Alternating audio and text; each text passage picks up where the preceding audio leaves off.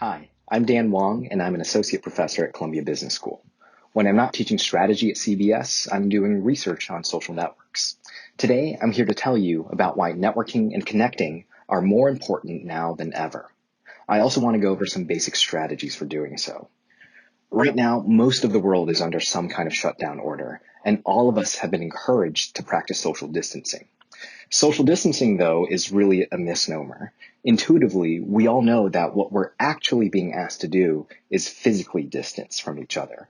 But that doesn't mean that we should avoid being social by other means. In fact, in this period of extraordinary uncertainty and physical isolation, it's more vital than ever for us to stay socially connected. Whether you're adjusting to working from home, or you've just gotten a pay cut, or you've been recently laid off, staying socially connected keeps us going, it keeps us active, and also helps us prepare for the future. I know, networking has a bad rap, so you're not alone if you think that. But I'm here to tell you that what you get out of networking ultimately depends on how you frame it. You see, if you look at the goal of networking as a means to get ahead or to exchange favors, you'll view the benefits as short-lived and transactional. But if you look at the objective of networking as to build meaningful relationships as an end in and of itself, you'll not only be bolstering your own mental and social health, but you'll also be creating future opportunities for learning and, yes, for your career. The challenge with networking is that we often don't know where to begin. So let me give you a simple way to cultivate your networking strategy with 3 R's. The first R is research. The second R is refresh, and the third R is reaching out. So let's first start with research. Before you begin growing your network, it's always a good idea to take stock of your current network. So how do you research yourself? You could look through your LinkedIn contacts. You might even scroll through your old emails. These are all good options. But if you want to take a more systematic approach, at CBS, we have a network assessment tool that anybody can take. And if you can go online right now, you can do so at www.gleam.org.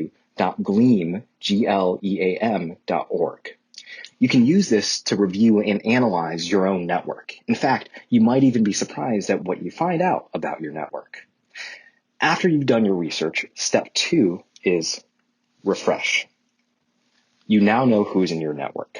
Before you begin expanding your network, I suggest reconnecting with your weak ties. So what are weak ties? These are individuals in your network whom you might not have talked to in months or even years.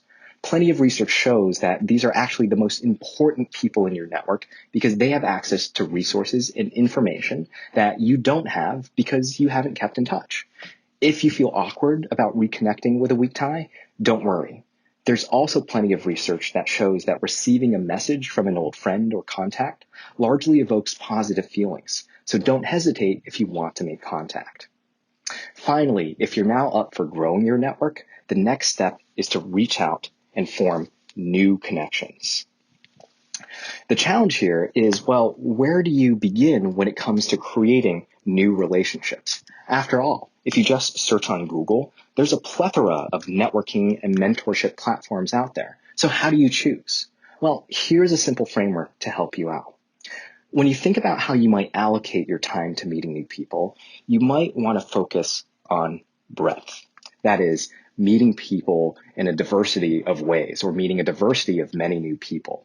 Or you might want to focus on depth.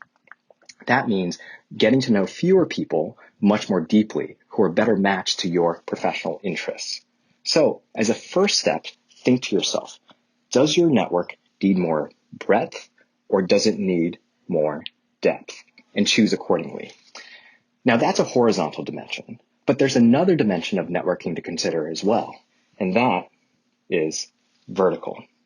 Some current research that I am doing with my colleagues at CBS and Harvard Business School shows that you can be a better mentor if you have more experience as a mentee.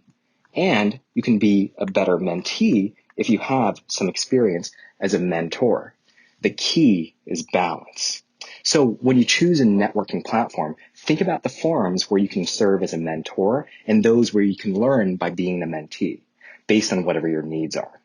The accompanying articles to this video has some suggestions for platforms to try out. Ultimately, there's no one-size-fits-all solution to networking, but I hope these tips offer you some guidance in these unusual times.